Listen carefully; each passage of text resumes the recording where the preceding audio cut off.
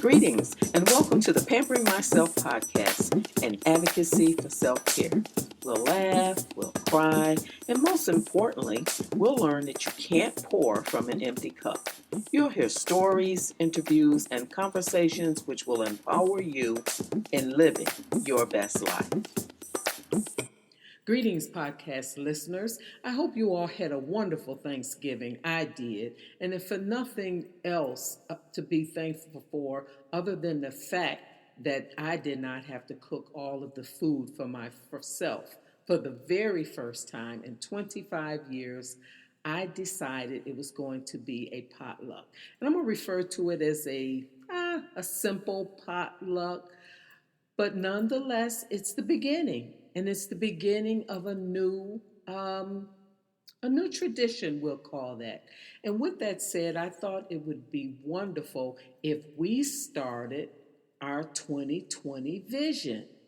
Yeah, seeing things from a different perspective. So as we approach the new year, I thought it would be a good idea to jumpstart on those resolutions, those goals, or to get your bucket list items all in order. And regardless of how you look at it, because I know some people say, I don't make resolutions. I hope everyone is at least setting goals, or they don't have bucket list items. Regardless of what you call them, we want to improve our life. And I think we can all agree upon that.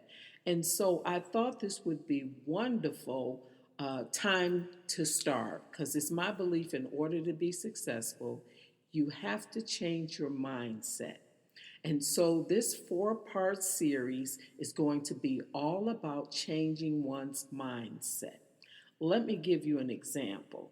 Every year for the past, let's say 25 years or so, one of my goals have been to lose weight, like a lot of people. And every year I failed. Well, with the exception of a few years, maybe 1 or 2 years I was successful. And so I decided to compare my success to my failures. And I came up with the difference being my mindset. Now, it's been proven that if you do something 28 to 30 days, it becomes a habit. So for the month of December, we're going to focus on aiming or arming ourselves, I should say, mentally and spiritually. From the naysayers, from those self-inflicted doubts, and from those temporary setbacks that we often experience, all in preparation of accomplishing our goals and committing to those New Year's resolutions and finally checking those things off our bucket list. So regardless of what your vision is for 2020, yes, it is possible. And we're going to do it this year. So are you with me? All right. So let's get started. The first thing we're going to do in 2020 is we're going to stop complaining. Maya Angelou once said, what you're supposed to do when you don't like a thing is change it.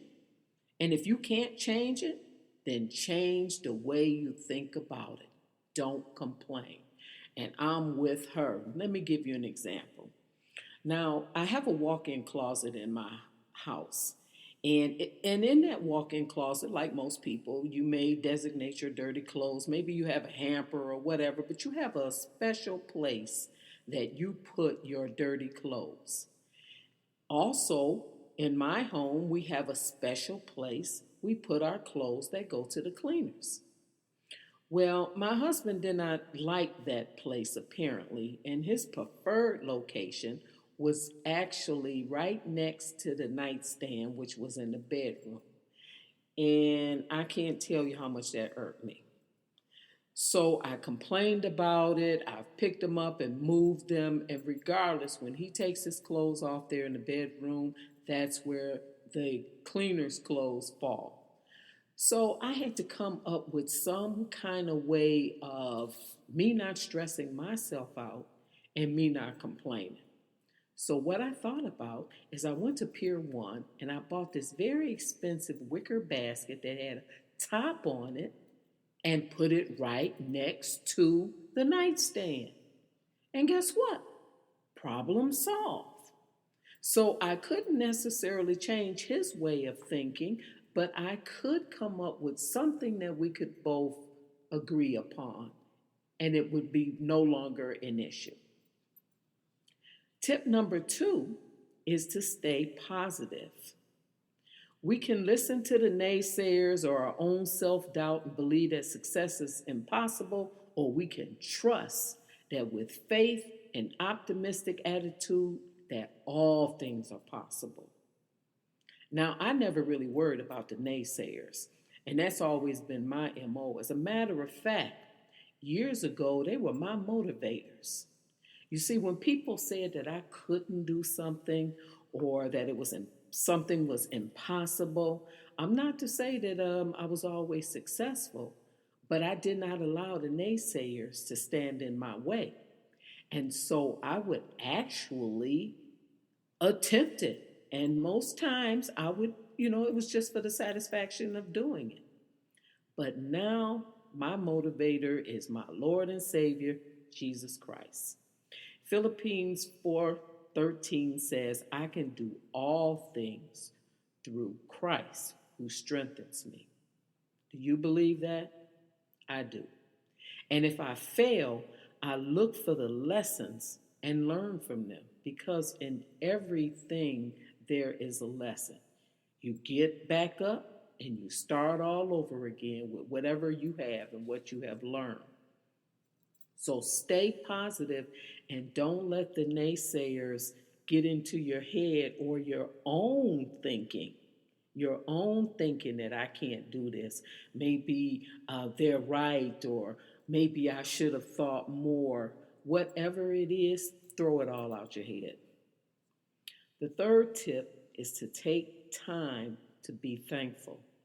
Now, this is a big one, and this might be a big one for a lot of people because we just move through the day, just getting what we have to get done and just continue to move. But Zig Ziglar said, gratitude is the healthiest of all human emotions. The more you express gratitude for what you have, the more likely you will have even more to express gratitude for. Wow, that's something, isn't it? So the more you're thankful for, the more you have to be thankful for. I like that. I like to try that.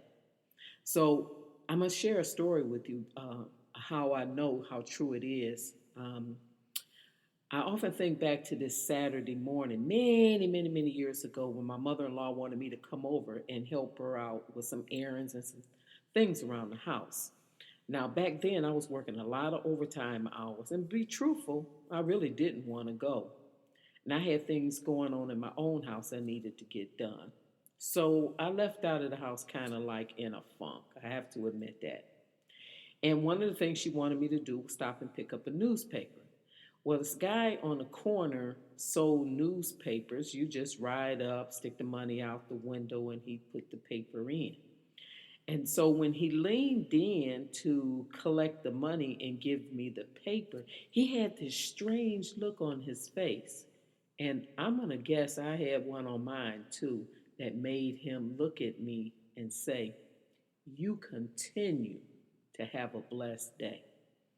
Now, as I drove off, I repeated what he said, but not in a good way. Now, it went something like this: continue to have a blessed day.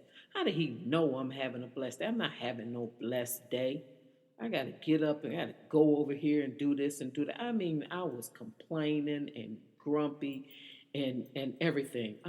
I'm ashamed to admit it, but it's the truth. So I kept repeating this over and over negatively as I was driving down the street. And about 10 minutes down the road, I got stopped by a train. So as I was sitting there waiting for this train to go by, and I have to also say, oh boy, here goes something else to delay me even further. Now I got to sit here and wait on this train. Everything came out of my mouth was negative. My attitude, my personality. It's a good thing nobody was in the car with me. And so I even got further frustrated. But while I was sitting there looking around, just observing, I noticed some things. I noticed that there was a couple of people standing at the bus stop. It was a cloudy day, looked like it might was going to rain or something, but it wasn't raining then. And they were just standing there at the bus stop. Some appeared to be in a conversation, joking, smiling, etc. There was a man on a bike riding around in circles. He's waiting for the train to go by. He looked to be about 50-ish. And then there was a mother and child, probably about 10 years old, carrying grocery bags. Well, they had them resting on the ground at the time, but they had maybe about 6 or 7 bags between the two of them. Looked like they both had bags in both arms. And that, I think, was the one that touched me the most. As I started looking around, seeing the situation, thinking to myself, I could be standing there at a bus stop. I could be that mother carrying those groceries. And apparently, these people are out and about, seeming to be okay with the world, and I'm complaining. I'm sitting behind the wheel of a fairly new car, driving to help someone who is in need of assistance. I have all my faculty, all my functions, and I'm complaining over little of nothing. And so I begin to change my attitude. I begin to think, how dare I complain? By the time that train moved on, I had a whole different attitude about what was really going on. About 12 minutes or so, I arrived at my mother in law's house, a different person altogether, because I realized that I, just like the gentleman said, continue to be blessed.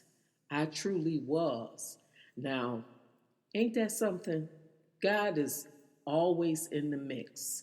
And so that message was delivered to me to ponder on, and that train was stopped long enough for me to get it.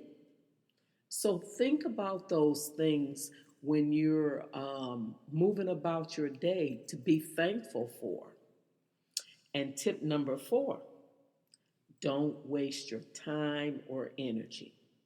If you're a person that people can rely on because you take pride in your work or because you always give it your all in all, then chances are people will always come to you when they need or want something done.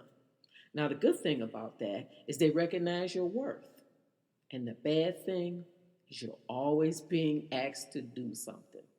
Now, if you're getting paid for it, then you might not have a problem. But if you're giving of yourself for free, and I'm using quotation marks here, then you might want to find a way to say no, especially if you have things that you're working on for yourself. Now, I'm a victim of that. Even as I speak, I can't tell you how many projects that have been deferred, forgotten, pushed aside, worked on later, simply because someone asked me to do something else for them and because I didn't know how to say no. But baby, I'm going to tell you, 2020, I got a new vision. Not only will my projects be on my to-do list, but they are my top priority. Think about it. If you don't think that what you do is worthy, then no one else will. And so I encourage you to think about that the next time you're asked or pulled into multiple projects and you're just trying to be nice. I'm not saying don't do it. I'm just saying you might want to consider it. Think about it. I had to come up with this 24-hour rule. Give me 24 hours to think about it because I would say yes before I knew it, and then I would regret it later.